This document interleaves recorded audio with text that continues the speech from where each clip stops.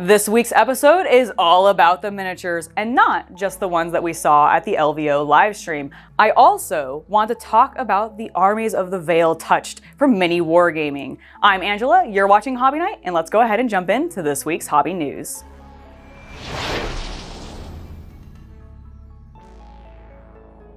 MiniWarGamer Dave here from MiniWarGaming.com, and this is Ravaged Star, Armies of the Veil Touched. I've been playing miniature war games for just under 2 decades, and I've seen thousands of miniatures from every genre that exists in this industry. I love plastic. It makes me happy. It's an addiction. I'm aware of it, and if you're watching this video, you're probably right there with me. When I first saw the miniatures made by Lazy Squire Games, I thought, come on, who are these guys? What human creates this stuff?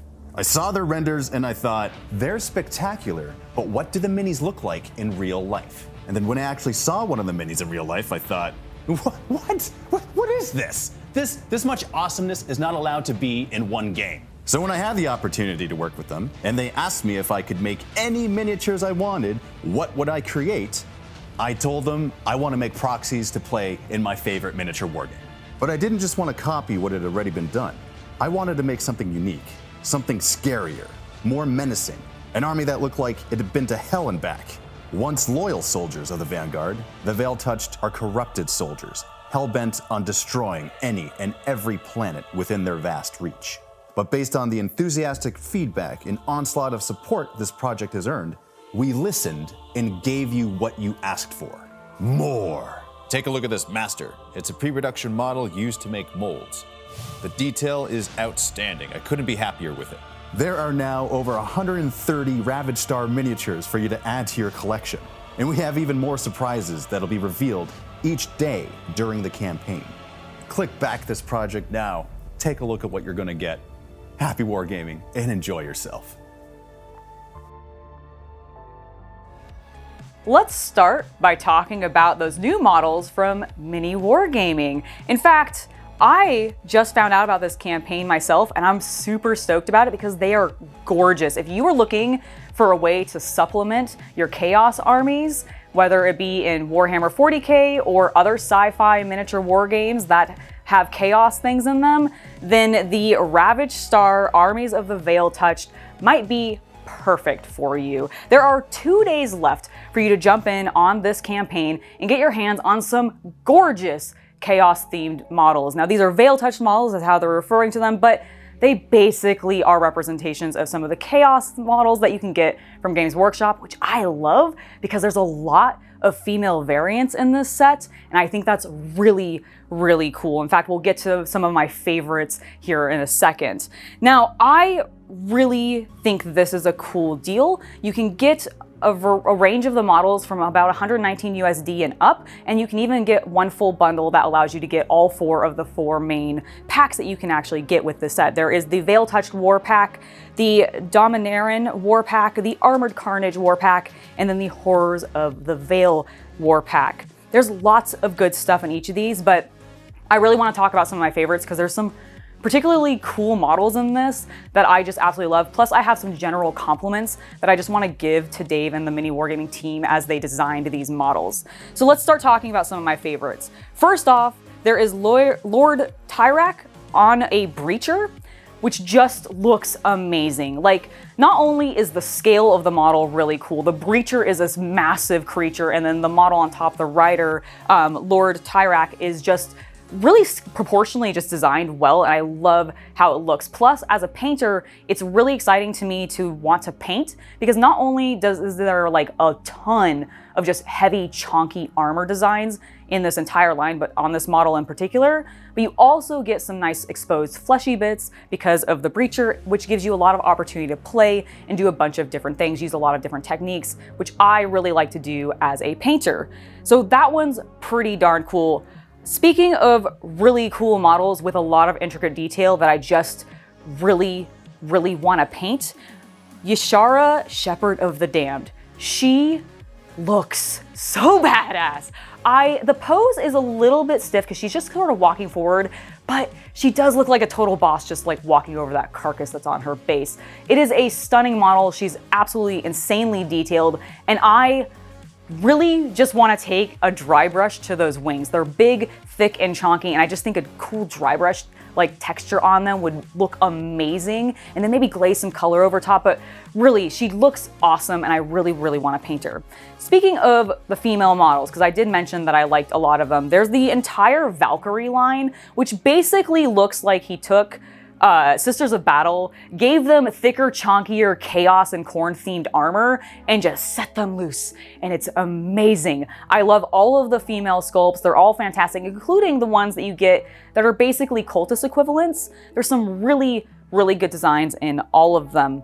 In general, I actually just think that the sculpts are pretty fun. Also, the poses are pretty good. There is this one Marauder in particular that is on a rock, and he's sort of like doing this, and the pose really reminds me of that scene just before a Dragon Ball Z character is ready to like leap backwards to dodge away from an attack or anything at like really fast speeds. He looks like he's ready to do that, like he's nimble enough to do that, yet he's still in this really awesome, good, chunky Chaos armor. But he still looks super nimble. And I just think that's a really nice touch and accomplishment, because you don't always get that with the thicker boys. So I'm really happy to see that. And then overall, this whole line is super cool. If you're interested in it, like I said, there's 2 days left for you to be able to get your hands on it. I've put a link in the description so you can go directly to the campaign on GameFound and find it so you can pledge to your heart's content. There's also a bunch of add-ons and everything that I didn't even talk about, but they also have a bunch of cool models in it. So there's tons to check out. Make sure that you do.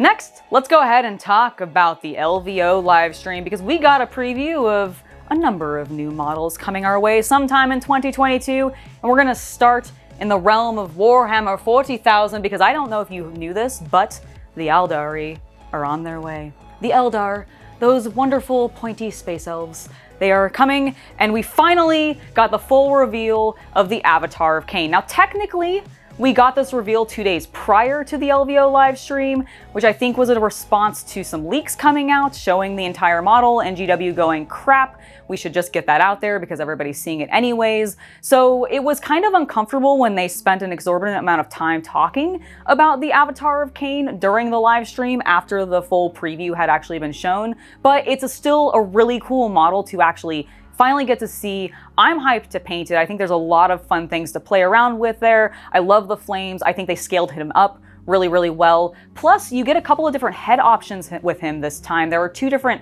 armored options as well, or yeah, armored like helmeted options. And then you actually get an unhelmeted version, which Chaos Cultists will fully disagree with me on this, but I really like it. Now, we won't be using that one when I actually paint my Avatar of Khaine up. I know that I'm getting glares from the Chaos Cultist off screen right now. I can tell even though I'm not looking at him. Heresy against the bloody-handed Avatar of Khaine. He's got a glorious mane of hair though, and I honestly think they did a really fantastic job on his face sculpt. So I'm really glad to at least have it. I'll probably be painting it off to the side anyways, just because I really want to.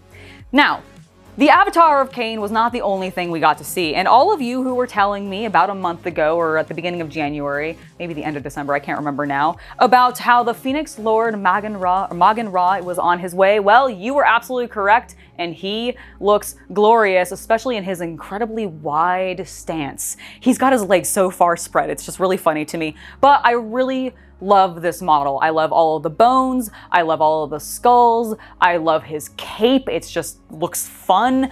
And just, I want to paint him. I really want to paint him. He looks really, really rad, and I'm glad to see that, honestly, because I've just continued to love what they've been doing with this new line. Now, speaking of things that they're doing with the new line, we got brand new shining spears, and I have to admit, the crisp, clean white and blue, which I assume is Ulthuan, maybe? Or no, that's in Warhammer Fantasy. Regardless, I really like their color scheme that they put on the shining spears. It really made them pop. They stood out beautifully against the other two models so that they still like got a lot of spotlight shined on them. I still think they look amazing. I'm happy to have them. I want like 12. I think it'll just be really, really cool to paint, which is basically how I feel about this entire Aeldari line.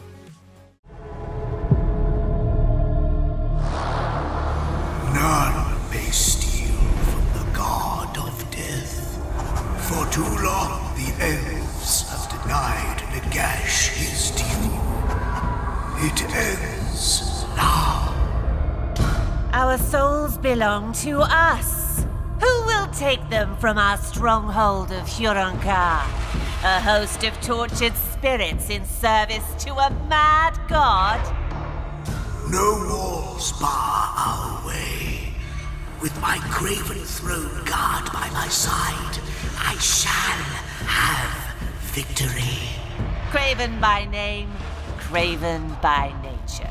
They will fall to my Heartrender's javelins. That is not the ending that is written this day, High Gladiatrix. The scratching of your quill means naught, Scripta Mortis. The only souls returning to Shaiish will be yours. Next up on the docket, we're talking about Age of Sigmar and their brand new box set called Arena of Shades. We're going back to, I think, what launched Age of Sigmar, which was the Night Haunts and Daughters of Khaine, and we're getting a couple of new models in this set. Now, there are going to be 44 models total, but there's only a few of them that are actually going to be new, including one that we got previewed when we saw the mention of the Avatar of Khaine the first time at the beginning of the month. And I'm actually pretty psyched for this one because it was one of the models I was the most excited about. It was actually something I thought was going to be part of the Curse City revamp, but it is in fact just a Night Haunt model that looks really, really rad. I'm talking, of course, about the Scriptor Mortis, and he looks so cool. He's got a book. He's got candles, there's a bunch of like ethereal flame and smoke surrounding him. He's got this really cool bone pedestal that he's got his big old book open on, and I think it's just really, really rad. I love the Night Haunt line. Even though I don't play Age of Sigmar, I have collected a small amount of them because I like undead things, and they make some really cool ghosty boys. Speaking of ghosty boys, we also are getting the Craven Throne Guard models, which are some new boys with some heavy crossbows, which look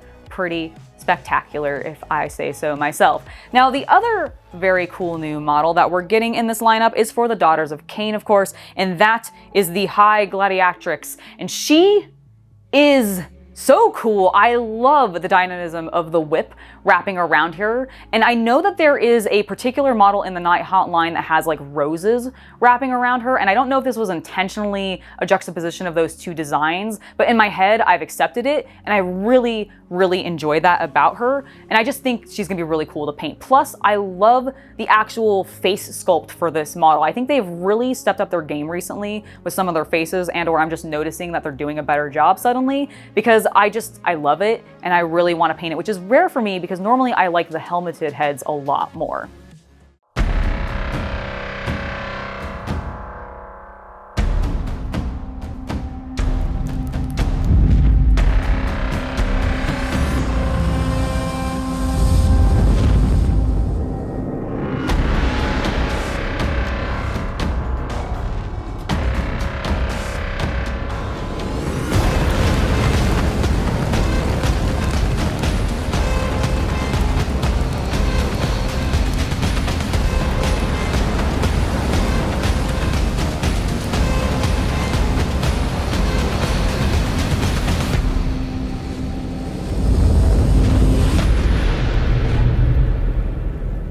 Blood for the blood god, skulls for the skull throne. We've got a Horus Heresy era Ka Banda, or Yeah, Benda, I said that correctly. And he is a mortal foe of the Blood Angels. He looks absolutely spectacular.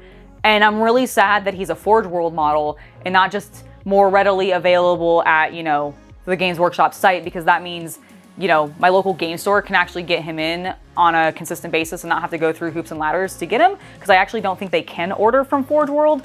And I don't like to order from them because I just don't want to do it. So I'm really bummed that this is a Forge World model. But other than that, I think he looks so cool. There's some dead Space Marines at his feet. He looks amazing. The wings are gigantic. The detail, like just the sheer level of detail on his angry face. I want to paint it so badly. It's just really good. Again, I'm just kind of bummed that it's a Forge World model. Let me know if you're going to be picking it up down below.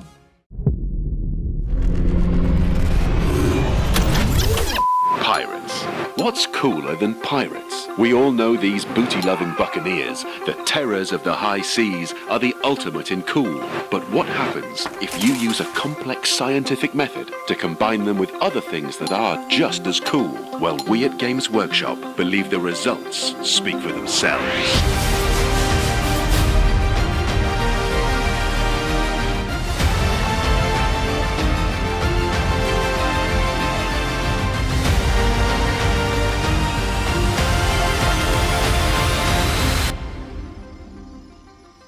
Well, cringe-worthy ad aside, I'm so excited for the Aeldari Corsairs! They look so cool. I love me some space pirates. They are the best type of pirates, and the fact that these are some sweet, sweet elf boys in some sweet, sweet armor with some lovely bird feathers all around him with an actual bird, I'm hyped. But the best thing about this reveal is not so much that, hey, guess what? We're getting new Corsairs, which is really exciting. We also got We also basically got a mention of the brand new Kill Team set that's coming down the line. Kill Team Necromunda. It's going to feature the Aeldari Corsairs. There's going to be a set of them. They're going to have options just like the Krieg and Commandos previously did in the Kill Team sets, which should be very exciting for everybody because we get to kit bash and design them how we want to. It'll be great, but I'm just hyped about this. I am curious what's going to come with them because last time we got the Commandos and the Krieg, we also got Tau with, I believe, the Sisters of Battle. So I don't really know what's going to be paired with this. I assume it's going to be something else Imperium. I really hope it's not just Space Marines, but I kind of expect it might be Space Marines, which is a smidge of a bummer. But I don't care because the Corsairs look really, really cool. And I just want so many of them. I really, really do.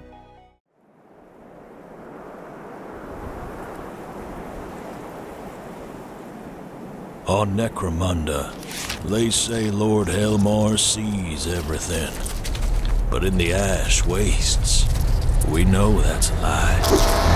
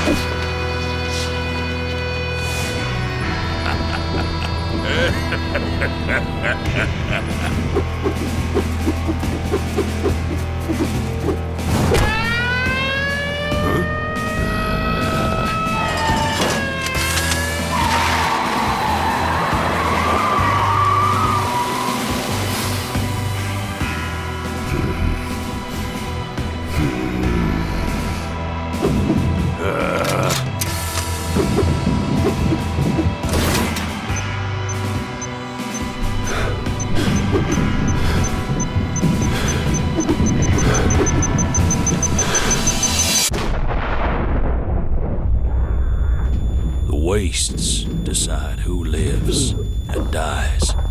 Not Helmar, not the houses. Everyone for themselves.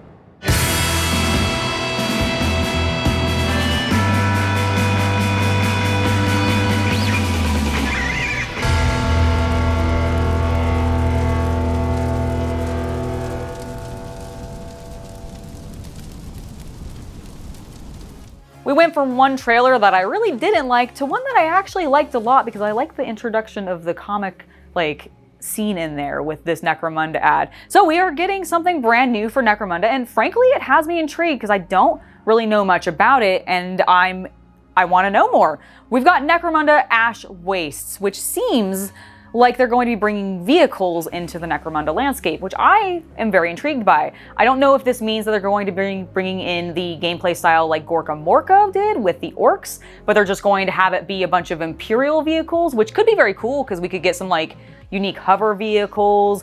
I really hope the Goliath, if this is true, end up having some sort of vehicle that has like a train engine on it because of the trailer and everything that we saw. I think that could be really rad. I also am unclear if we're getting a brand new faction with this set because we have those silhouetted figures that attack the train and we never get a really good glimpse at them. So I don't know if they're brand new or if they're just an existing thing that's out there and they're just trying to imply that maybe it's new. And really all that's coming is the vehicles. Regardless, I'm intrigued. I really love what they've been doing with Necromunda in regards to the models.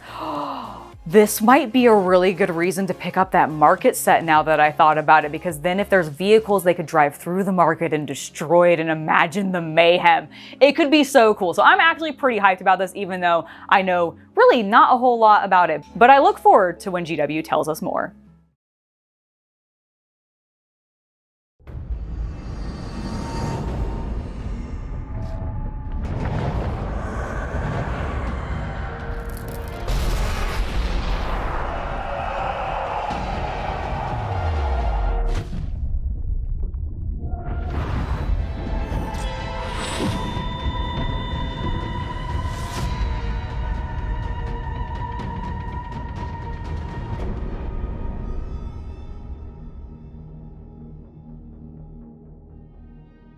The last of the reveals focused on Warhammer Plus and a brand new animation series that is coming after Exodite releases, and that is going to be Interregator. Now this is one of the ones when they originally launched Warhammer Plus and revealed it, I was like, oh, it looks really cool. It's got a noir style, it's about an interrogator, so it should be a little bit grittier, a little bit more crime driven, which I really like. I'm totally into those types of stories, so I'm hopeful that maybe this will be the animated series on the Warhammer Plus site that actually hooks me and makes me want to come back and actually watch it. This trailer has made me hopeful. I did like what we were seeing. I thought it was hilarious that in the live stream, they were really emphasizing that guys, this has dark themes in it because he's an interrogator and we saw like drugs and a glass, so he might have a drinking problem.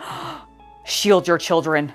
It'll be fine. I think it's going to be fine, but I really thought the emphasis on how dark and gritty this series was going to be in, you know, the grim darkness of the 41st millennium where there are no heroes. There are no heroes. No heroes. They just really had to emphasize that an extra large amount. But overall, I am hopeful for this one. Let me know how you're feeling about it down below.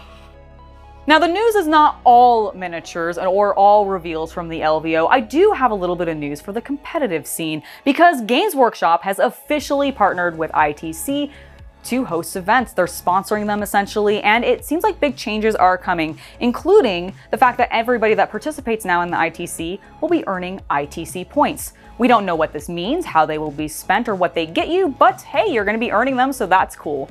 Now, the article on Warhammer Community, which I go and encourage you to read if you are a competitive player, because there was a variety of information on there, does start to lay out guidelines of what they're planning on changing in regards for the players, for the champions themselves, as well as for the event organizers, which I thought was a nice touch. But the thing that I thought was the coolest is there's actually going to be an extra emphasis on the hobby now at ITC. They're going to be doing prize support that's more on par with what they actually do for the gaming prize support, putting more emphasis on painting and getting your models done in the hobby side of the community, which I just always really enjoy. I think there should always be more of that and they should be treated equally because there are people who like both sides as well as just one or the other side of the game, and all of them should be treated evenly. Now, let me know what your feelings are on this if you are a competitive player, because I'm not, so none of this is really going to explicitly affect me, but I do find it interesting that GW is now deciding to partner with ITC, even though they've been around for a really long time and just doing things on their own. I really think this might be a response to what happened in Spain so that they can have a better presence and not necessarily get such negative press that it's outside of their control. But I don't know if this is something that fans actually want or if the community is really interested in GW being physically there more. Hopefully it just means that they're going to get better support and they're not going to interfere too directly so that the community itself that goes to ITC can continue doing what they're doing. But I'd be very curious to know your thoughts below. My last bit of news involves pro wrestling because, well, I've been talking a lot about pro wrestling on the channel recently. I just participated in the Royal Jamble. I did not win, but It was rigged. it was, but neither did that sock puppet Sullivan, so I'm cool. We're even, it's fine, I'll be back later and I'll get that championship at another time. But during the actual Royal Rumble, which I was watching with my friends, I got to see some of the coolest ring gear, and there's two in particular that I want to call out. The first one, very briefly, is that Sasha Banks, my number one in the Women's Royal Rumble, was dressed like Sailor Moon, and it was freaking amazing. I loved it. I loved everything about it. I couldn't stop talking about it. I think Luke might have got a smidge annoyed with me because I was just like, her outfit's so cool. But it was really, really cool, and I love when pro wrestlers do that. But the one that I really want to call out, and I think the ones that you guys might appreciate a little bit more, is that Shayna Baszler's back, and she is dressed in as Space Marines again, and this time she was rocking White Scar's armor, and honestly, I think it's one of my favorites from her. It was really crisp, clean, it looked great. I'm so bummed, so intensely bummed that she did not win, because I think she came in at 30. Ronda Rousey came in at 28. I think she actually came in at 30. She unfortunately did not win it. Ronda, of course, did, which is what everybody was expecting. So, predictable WWE, but it didn't matter because Shayna looked awesome in her White Scar's armor, and I just wanted to share that with you. Now, that has been it for this week in hobby news. I hope you have enjoyed it. Make sure to go check out MiniWarGaming's new campaign. It's got 2 days left, so if you want to get your hands on those Chaos models, this is absolutely the time to be doing it. I wanted to shout out my patrons real quick before we head out, giving them a thank you for supporting us and allowing content like this to continue to be made. You guys are awesome, and thank you so much. I have been Angela, you've been watching Hobby Night, and I'll see you guys on Wednesday for a brand new episode in my Let's Play series. Bye!